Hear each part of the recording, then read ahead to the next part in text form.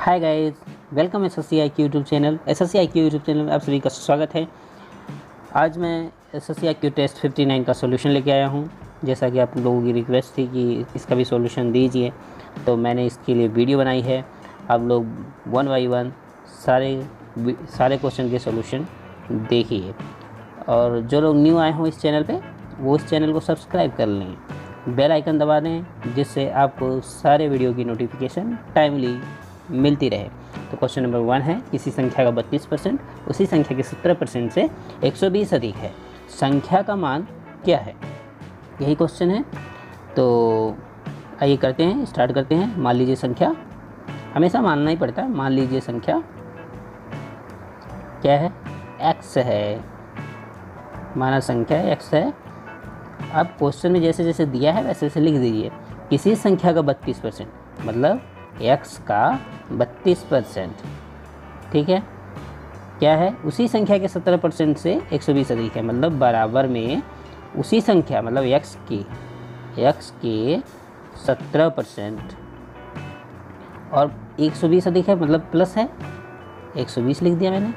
अब इसी को हम इक्वेशन बनाएंगे और सॉल्व करेंगे। तो डायरेक्ट लिखते हैं 32x/100 इक्वल टू, अब x के 17 मतलब 17x/100 प्लस 120, पक्षांतर कर देंगे तो 32x/100 minus 17x/100 equal to 120।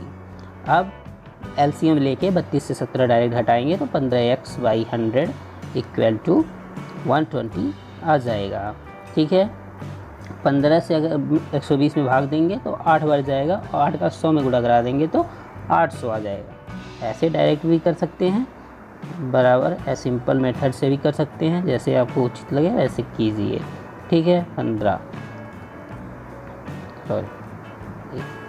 x बराबर आ जाएगा आपका 120/15 बराबर 800। इसमें 800 सी ऑप्शन है, वो करेक्ट होगा। ठीक है, ऐसे ही सॉल्व करना है। काफ़ी इजी क्वेश्चन था, और इजी तो सारे क्वेश्चन होते हैं, बस आपकी समझ कितनी है उसके ऊपर डिपेंड करता है, आपकी स्पीड कितनी है उसके ऊपर डिपेंड करता है। तो अपने आप को स्पीड अप कीजिए, फास्ट कीजिए, और जो लोग जिन्हें आता है वो अच्छे से समझें, परखें, और जिन्हें नहीं आता है वो भी यही सेम करें और अपनी अपनी स्पीड को इम्प्रूव करते जाएँ। आइए नेक्स्ट क्वेश्चन देखते हैं। क्वेश्चन नंबर 2 आपकी स्क्रीन पे है।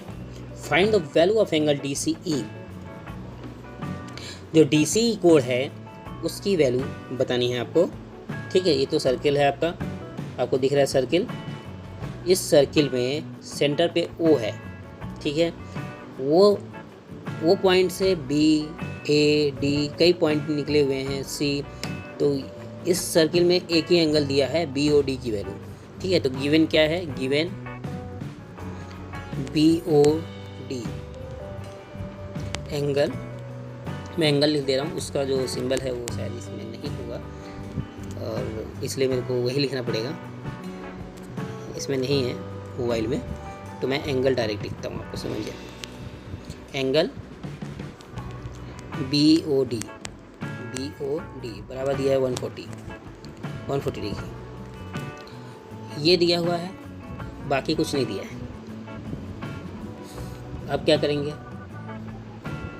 तो इसमें हम ध्यान देंगे कि जो BOD है वो सेंटर पे है, और एक देखिए वृत्त की जो परिधि पर है, जो उसके सामने है A पॉइंट, BAB जो एंगल है, angle BAD,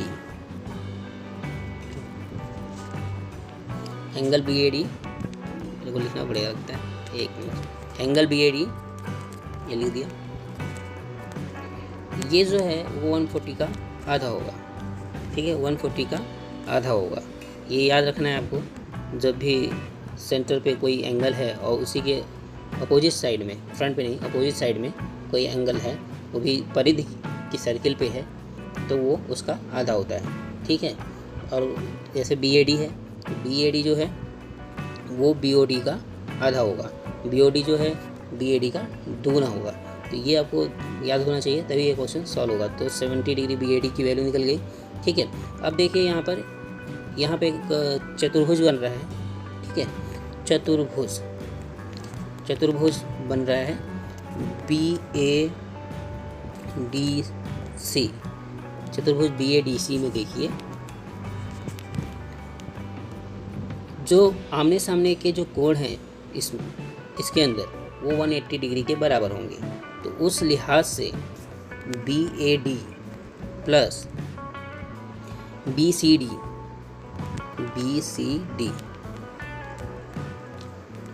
equal to 180 degree. जो आमने सामने के कोण हैं वो 180 डिग्री के बराबर होंगे। ठीक है, तो BAD की वैल्यू हम अगर इसमें रखेंगे तो 70 प्लस BCD जो एंगल है वो पता चल जाएगा हमें। यहाँ से BCD निकाल लीजिए, बराबर 180 माइनस 70 बराबर 110 आ गया। ठीक है, अब आपको कौन सा कोण निकालना है? DCE। चूँकि जो BCE है वो एक स्ट्रेट लाइन है, स्ट्रेट लाइन है, इसलिए angle BCD plus angle DCE बराबर 180 होगा।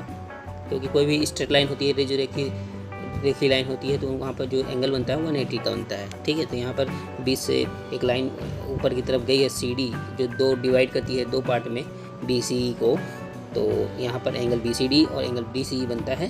ठीक है, और हमें DCE की वैल्यू भी फाइंड करनी है। तो BCD जो है उसकी वैल्यू हमें पता चल चुकी है 110 है, प्लस यहाँ पे लिख देंगे DCE बराबर 180, तो DCE बराबर हो गया 70 डिग्री। ठीक है, ये था क्वेश्चन में, B ऑप्शन करेक्ट हो गया। तो ये था इसका पूरा सॉल्यूशन इस क्वेश्चन का। आई होप आपको समझ में आया होगा। आइए नेक्स्ट क्वेश्चन देखते हैं, क्वेश्चन नंबर 3। क्वेश्चन नंबर 3 आपकी स्क्रीन पे है।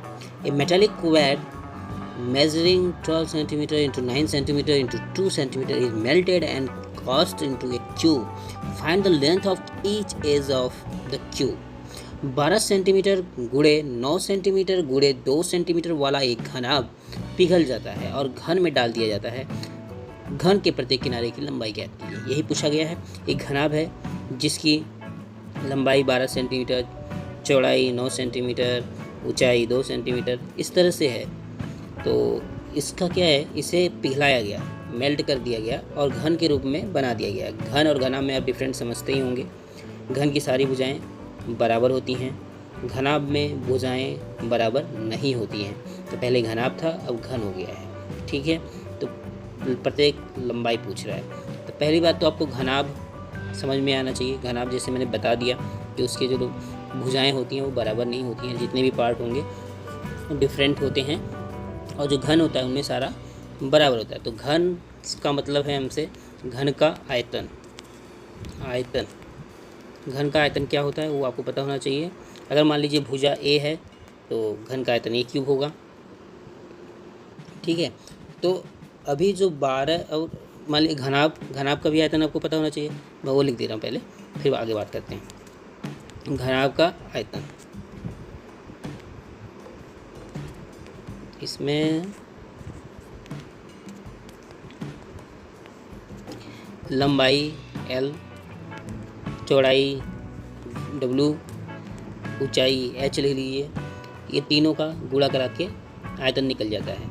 ठीक है, तो अब क्या है, पहले तो हम आयतन निकाल लेंगे। घन का जो घनाभ था उसका आयतन निकाल लेंगे। पहले घनाभ कितना था, कितना जगह ऑक्यूपाई किया हुआ था वो हम यहाँ पर निकाल लेंगे। तो 12 गुणे 9 गुणे 2 करेंगे तो 12 9 108, 216 आ गया। तो 216 अगर सेंटीमीटर में तो सेंटीमीटर क्यूब लिखेंगे, अगर मीटर में रहता तो मीटर क्यूब लिखते। तो 216 सेंटीमीटर क्यूब हो गया। अब इसको घन में बना दिया गया है। तो अब घन का आयतन अगर हम निकालेंगे, घन के आयतन के बराबर 216 हो जाएगा, क्योंकि ये 216 घन का शेप ले चुका है। तो 216 और बराबर में A क्यूब मैंने ऑलरेडी लिख रखा है, उसको लिख लेंगे। अब इसका घनमूल निकालेंगे। तो A बराबर 216 का जो घनमूल है वो निकालेंगे। तो निकाल लेते हैं। 216 यहाँ ब्रैकेट में लिख देता हूँ मैं, और पावर 1/3 लिख देता हूँ। ठीक है, तो आपको पता ही होगा कि 6 6 का 36, इसको हम 3 जगह पे लिख सकते हैं, 6 गुणे 6 गुणे 6 करके। 216 को अगर हम तोड़ते हैं तो ऐसे लिख सकते हैं।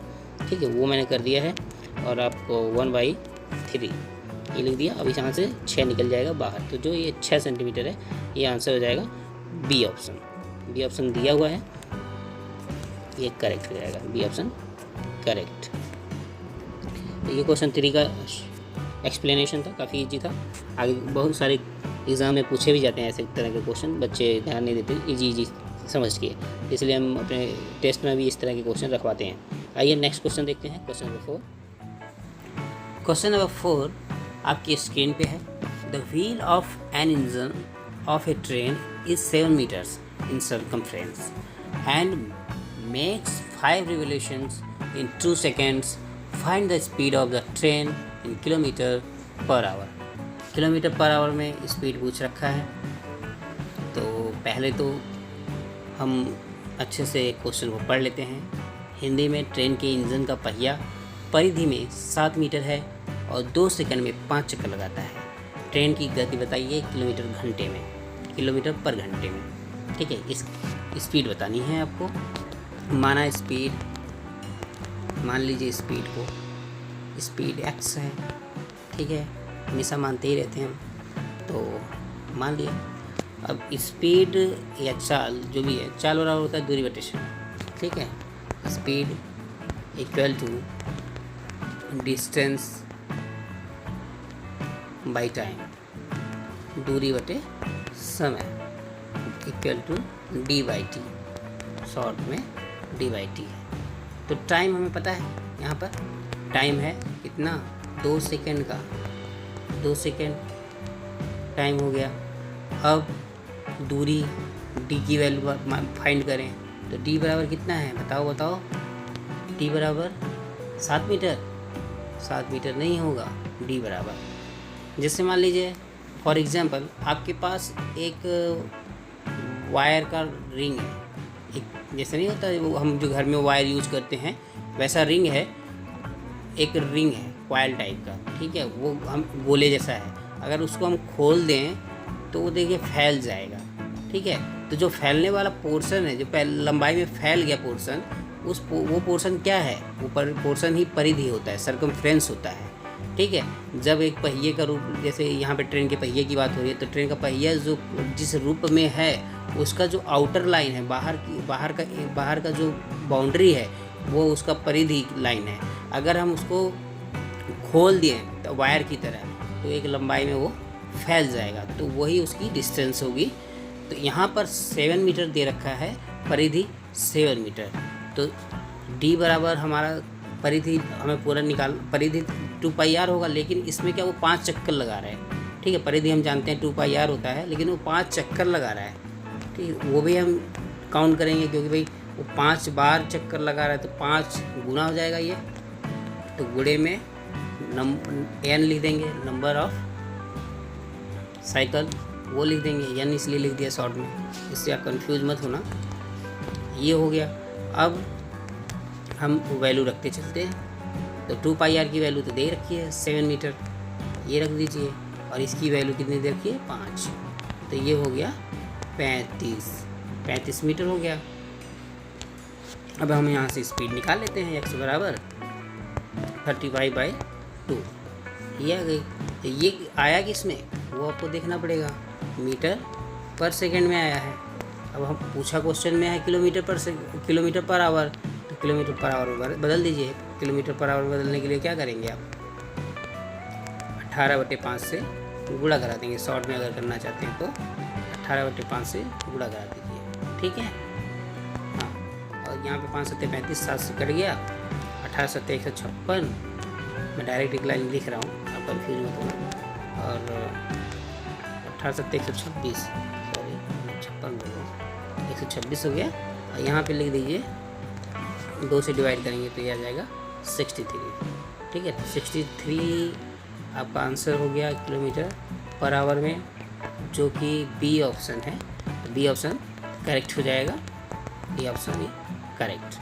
आई होप आपको अच्छे से समझ में आ गया होगा परिधि का क्या रूप होता है। परिधि को खोलने पर वो लंबाई के रूप में कन्वर्ट हो जाता है, ये आपको समझ में आ गया होगा। चलिए नेक्स्ट क्वेश्चन देखते हैं, question number 5।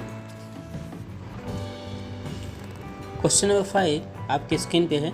Find the volume of a cylinder which has a height of 21 metre and base of radius 5 metre. Also find the curved surface area of the cylinder. एक सिलेंडर जिसका आयतन और वक्र सतह का क्षेत्रफल ज्ञात करें, जिसकी ऊंचाई 21 मीटर और आधार की त्रिज्या 5 मीटर है। गिवन यहाँ पर क्या दिया गया है, एच की वैल्यू दे दी गई है 21 मीटर एंड आर जो है रेडियस 5 मीटर है। ठीक,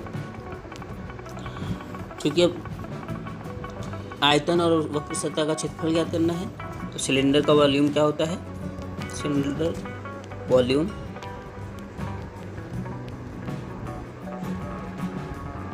इक्वल टू, पिछली क्लास में मैंने एक बार बताया भी था कि इसका वॉल्यूम फार्मूला क्या होता है, पाई आर स्क्वायर एच। ये तो यहाँ पर आप क्या करेंगे, सारी वैल्यू रख देंगे और वॉल्यूम आपको फाइंड हो जाएगा। तो पाई की जगह पे 22/7 रख दें। हमेशा 22/7 ही रखते हैं, क्योंकि इसका फैक्टर, इसका जो गुणन कटिंग वाला सिस्टम होता है इस क्वेश्चन में, जैसे 21 है वो 7 से कट जाएगा। इस तरह से जो एक सेटिंग है वो क्वेश्चन में बैठा के क्वेश्चन को प्रिपेयर करते हैं, ईजी हो जाता है मल्टीप्लाई करना।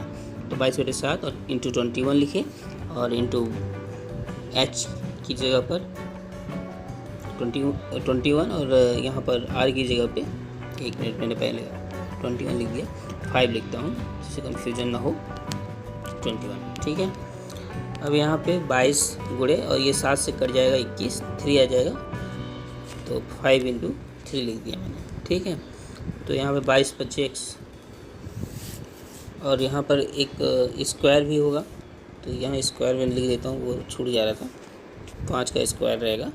ठीक है, तो यहाँ पर 22 गुणे 25 गुणे 3 हो गया। अब इसको हम गुणा कराएंगे, तो आपको जो भी आसान लगे, जिस मेथड से आसान लगे उस मेथड से कराइए। अब 25 का 22 में कराऊंगा। 25 का पढ़ा ईजी होता है हमें पढ़ने में। 25 दूनी 50, 25 दूनी 50, कुल मिला जुला के आ गया 550 इंटू 3 आया इधर, और 55 3 5 15, 3 5 15, 1650। ठीक है, तो ये 1650 आ गया मीटर क्यूब। ये तो आपका वॉल्यूम हो गया। अब क्या करेंगे, आप ऑप्शन देखें, ऑप्शन में ए ऑप्शन पहले दिया हुआ जिसमें 1650 है, बाकी किसी में 1650 नहीं है। तो आपको क्या है, अगर एग्ज़ाम में आप एग्ज़ाम में हैं तो आप कर्व सरफेस फाइंड करने की ज़रूरत नहीं है, आपको तो डायरेक्ट ए ऑप्शन मिल गया, क्योंकि आपकी वैल्यू निकल गई एक, और दूसरे में किसी में 1650 है नहीं, तो अब इसके लिए ए ऑप्शन सही है। बट हमें यहाँ पर निकाल के आपको बताता हूँ कर्व सरफेस एरिया के, कर्व सरफेस एरिया, उसका फॉर्मूला क्या होता है, पिछली क्लास में मैंने बताया था। कर्व सरफेस एरिया 2πr/h, यहाँ पे वैल्यू आप रखेंगे सारी, 2 इंटू 22/7 इंटू आर की वैल्यू 5 है इंटू 21। ठीक है, ये हो गया। इसे सॉल्व करें तो 7 से 21 कट जाएगा, तो 2 गुणे 22 गुणे 5 गुणे 3 लिखें, और यहाँ से 22 गुणे 44 इंटू 15, तो इसको जब मल्टीप्लाई कराएंगे 15 चौका 60, 15 चौका 60, ये आ जाएगा आपका 660। ठीक है, आपके ऑप्शन में भी 660 है, तो ये 660 मीटर स्क्वायर, ये ऑप्शन करेक्ट हो जाएगा, ये ऑप्शन करेक्ट। ठीक है, तो ऐसे सॉल्व करना है इसे। आइए नेक्स्ट क्वेश्चन देखते हैं, क्वेश्चन नंबर 6। जैसा कि क्वेश्चन नंबर 6 में दिया है एक चिड़ियाघर में कबूतर और बिल्ली हैं। यदि सिरों को गिना जाए तो 150 हैं और यदि टांगों को गिना जाए तो 460 हैं। तो कबूतर की संख्या कितनी है, यही पूछा गया है। इंग्लिश में है a zoo has a pigeon and a cat, if the head is counted then it is 150 and if the legs are counted it is 460। So what is the number of pigeons. तो मान लीजिए pigeons की संख्या x है और आपको बिल्ली की भी संख्या माननी पड़ेगी y, ठीक है। Let pigeon number of pigeon और pigeon numbers x and cat numbers y। क्योंकि सबके पास एक एक हेड है, इसलिए अगर हम सिंगल हेड गिनेंगे तो x के पास भी x हेड होंगे, y के पास भी y हेड होंगे। तो टोटल हेड जो हो जाएंगे दिया हुआ है क्वेश्चन में, जैसा कि x plus Y equal to 150। ये क्वेश्चन नंबर 1 हो जाएगा आपका। अब दूसरा जो केस दिया है उसमें दिया है टांगों की संख्या। तो टांगें जो हैं, लेग्स जो हैं, वो कबूतर के पास 2 होती हैं, कैट के पास 4 होती हैं। तो अगर हम कबूतर के लेग्स की बात करें, लेग्स ऑफ पिजन कितनी हो जाएंगी, 2x हो जाएंगी, ठीक है। और legs of cat equal to 4y हो जाएगी। क्यों कि 4y क्यों हो जाएगी, क्योंकि यहाँ पे बिल्ली है, बिल्ली की 4 टांगें होती हैं, इसलिए 4 से मल्टीप्लाई करा दिया। तो ये अगर टोटल क्वेश्चन के हिसाब से जो दिया हुआ है कि टोटल टांगों की संख्या 460 है, तो मैं 2x प्लस 4y बराबर 460 लिख सकता हूँ। तो लिख दिया मैंने। अब यहाँ पे 2 कॉमन ले लेंगे तो क्या होगा, दोनों साइड से 2 से डिवाइड करा देंगे तो 2y x plus 2y equal to 230 हो जाएगा। तो ये इक्वेशन आ गया, इसी को इक्वेशन नंबर 2 मान लीजिए। अब जो पहला वाला इक्वेशन है उसको इससे घटा दीजिए, ठीक है। सब्सट्रैक्टिंग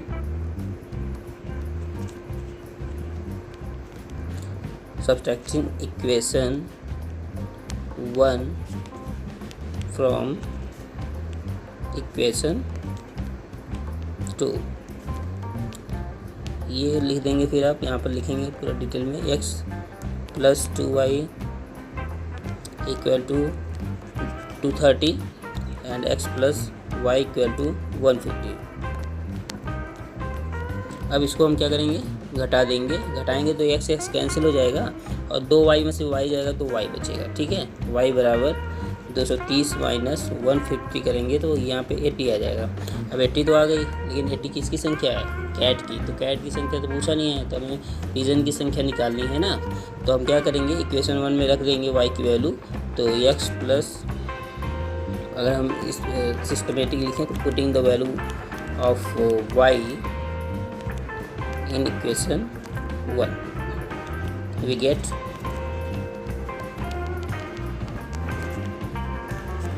क्या मिलेगा हमें, x plus 80 equal to 150 and x equal to 70, ठीक है।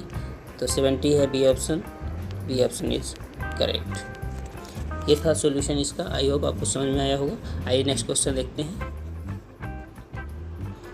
क्वेश्चन नंबर 7, यदि किसी वर्ग की भुजा दोगुनी कर दी जाए तो क्षेत्रफल पे क्या असर पड़ेगा। मतलब क्षेत्रफल हो जाएगा, 2 गुना होता है, 4 गुना होता है, 8 गुना होता है, 16 गुना होता है। ये 4 ऑप्शन दिए हैं। The side of the square is double then the area is twice, 4 times is 8 times is 16 time. तो पहले तो हमको फार्मूला पता होना चाहिए वर्ग का क्षेत्रफल का। Area of square equal to, वो आपको पता होना चाहिए, area of square equal to a square. अगर भुजा ए है तो ए स्क्वायर होगी, ठीक है। अब क्या बोलता है कि भुजा दुगुनी कर दी जाए, तो भुजा हम दुगुनी करके देख लेते हैं एरिया क्या आता है। तो भाई भुजा दुगुनी की है, मतलब जहाँ ए है वहाँ पे 2a लिख देंगे, ठीक है। और लिख के देखिए क्या होता है। देखिए यहाँ पर ये हो गया 4a स्क्वायर, 4a स्क्वायर हो गया। पहले क्या था, पहले a स्क्वायर था, अब 4a स्क्वायर हो गया, मतलब पहले से 4 गुना हो गया, ठीक है। अगर सिस्टमेटिक देखें, अगर पहले एरिया को a1 माने और दूसरे एरिया को a2 माने, तो इसको हम जब डिवाइड करेंगे तो क्या आएगा आपका, स्क्वायर सबकी वैल्यू मैं पुट कर रहा हूँ। अगर उसको पहले वाले को A1 माना मैंने, तो दूसरे वाले को ये जैसे यहाँ पे मैं लिख देता हूँ A2 है ये, और इसको मानता हूँ मैं A1। अब इसको हम जब सॉल्व करेंगे तो 1/4 आया। ठीक है, अब जो A1 और A2 में जो डिफरेंस है एक दूसरे में, तो क्या हो गया, 1/4 का डिफरेंस हो गया।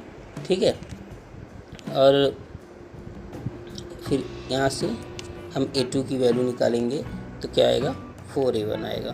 मतलब जो पहला एरिया था उसका क्या हो गया, ये 4 गुना हो गया, 4A1 आ गया। अब 4 गुना बी ऑप्शन है, तो बी ऑप्शन करेक्ट हो जाएगा। आइए नेक्स्ट क्वेश्चन देखते हैं। क्वेश्चन नंबर 8, वह बड़ी से बड़ी संख्या ज्ञात करें जिससे 1050, 1250, 1650 में भाग देने पर क्रमशः 43, 31 तथा 7 शेष बचे। Find the largest number which when divide into 1050, 1250 and 1650 left 43, 31 and 7 respectively। Question में बड़ी से बड़ी संख्या की बात की गई है, तो जहाँ बड़ी से बड़ी संख्या की बात की जाती है वहाँ पे हाईएस्ट कॉमन फैक्टर निकालते हैं, एचसीएफ निकालते हैं, मासा निकालते हैं। तो आइए इसको सॉल्व करते हैं। तो क्या कर क्वेश्चन में जैसा दिया है, वह बड़ी से बड़ी संख्या ज्ञात कीजिए जिससे 1050, 1250, 1650 में भाग देने पर शेष कितना बचे, 43, 31 तथा 7 शेष बचे। तो इसका मतलब ये है कि 1050 में 43 ऑलरेडी है, तो 43 को हम इसमें से क्या करेंगे, माइनस कर देंगे, तब हमें एक्चुअल संख्या मिलेगी जो डिवाइड होगी। ठीक है, एचसीएफ से। तो 1050 में से 43 कर देंगे और माइनस, और 1250 से 31 कर देंगे, और 1650 से 7 माइनस कर देंगे। तो आइए स्टार्ट करते हैं, मैं दिखाता हूँ आपको। ठीक है, तो जो एक्चुअल नंबर्स हैं, एक्चुअल नंबर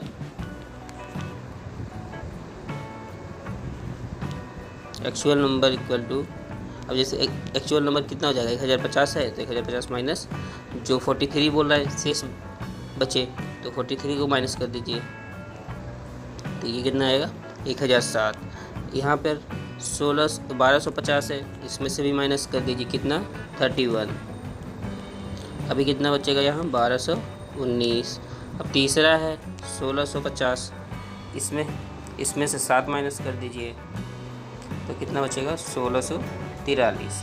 अब ये जो तीनों आए हैं इनका हाईएस्ट कॉमन फैक्टर निकालिए, 1007,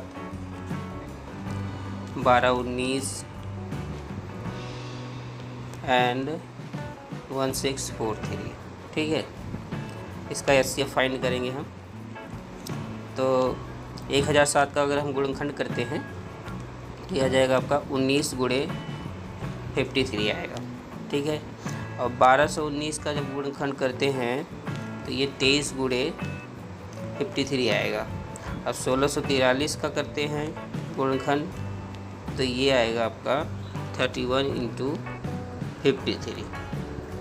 ये गुणनखंड देखिए, इसमें सब में 53 कॉमन है, तो 53 ही हाईएस्ट कॉमन फैक्टर हो जाएगा। So HCF equal to 53। तो option B is correct, option B is correct. आइए नेक्स्ट नंबर 9 है। 6 पुरुष और 4 महिलाएं एक काम को 12 दिन में करती हैं, और 14 पुरुष इस काम को 12 दिन में पूरा करते हैं, 4 महिलाएं इस काम को कितने दिन में पूरा कर सकेंगी। तो आप मान लीजिए, माना एक्स पुरुष और वाई महिलाएं हैं। ठीक है, तो यहाँ पे जो 6x हो जाएगा प्लस 4y बराबर 1/12 हो जाएगा। ये टोटल 1 डे का वर्क हो गया, 1 डे वर्क। ठीक है, 6 पुरुष और 4 महिलाओं के द्वारा 1 डे वर्क जो हो जाएगा 6x प्लस 4y बराबर 1/12 हो जाएगा, 1 डे वर्क। अब दूसरा दिया 14 पुरुष इस काम को 12 दिन में पूरा करते हैं, तो मैं 14x लूँगा क्योंकि x मान रखा है रेश उसका वो, तो 14x बराबर 1/12, ये भी 1 डे वर्क हो गया। ठीक है, यहाँ से हम x का वैल्यू निकाल सकते हैं आप, तो 1/12 गुणे 14 हो जाएगा। ठीक है, अब ये वैल्यू इक्वेशन 1 में पुट कर सकते हैं, जो 6x + 4y है उसमें x की वैल्यू डाल दीजिए, तो हो जाएगा 6 × 1/12 × 14 + 4y 1/12। तो यहाँ 6 दूनी 12 2 बार कट जाएगा, मतलब 1/28 आ गया यहाँ पर, प्लस 4y आ गया बराबर 1/12 आ गया।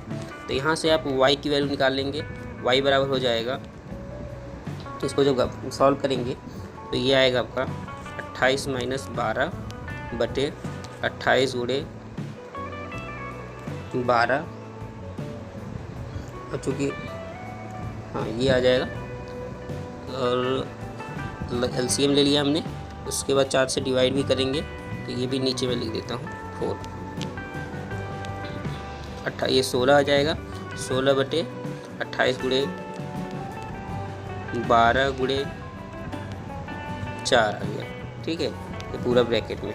इसको हम सॉल्व करेंगे तो 16 जो है कट जाएगा, 16 × 16 और 16 × 48, तो यहाँ पे आ जाएगा 1/28 × 3 आ गया, ठीक है।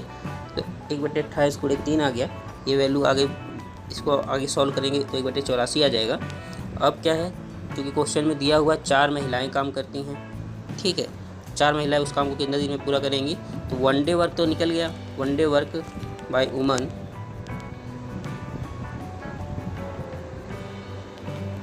Equal to 1/84। तो 4 के लिए 4 day work, 4 woman work,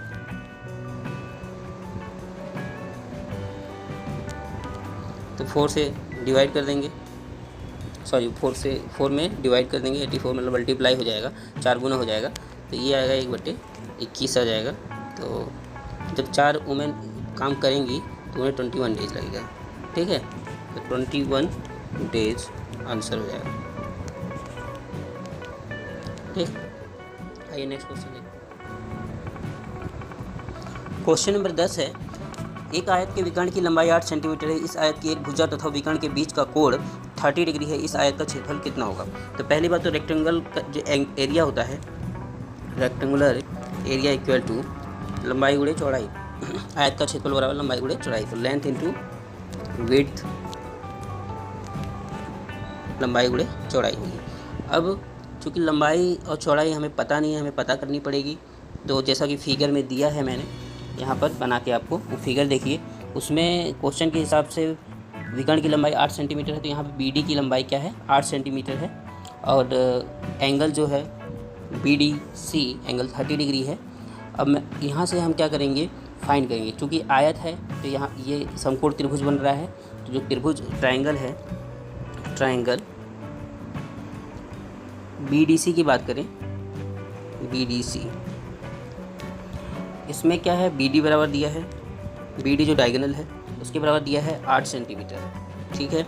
angle आपको पता है, तो अगर हम DC हमें फाइंड करना पड़ेगा, क्योंकि DC क्या है, लंबाई है आयत की, और BC क्या है, चौड़ाई है, इसको भी फाइंड करना है। तो अगर हम त्रिकोणमिति के हिसाब से देखें तो जो BC है वो लंब है, और जो DC है वो आधार है।